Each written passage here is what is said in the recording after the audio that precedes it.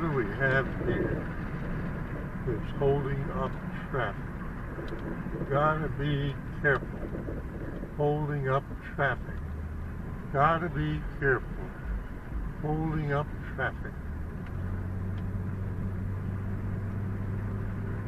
Oh!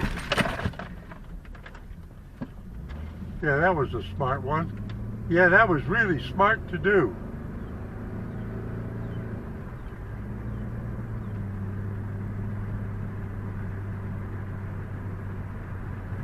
We back out of our driveway. We don't come out face first looking so we can see the traffic.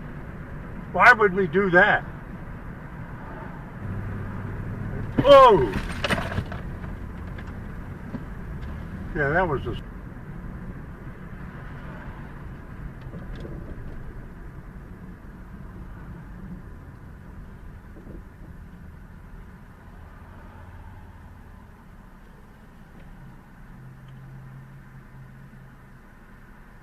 You have to work overtime not to have accidents that aren't your fault.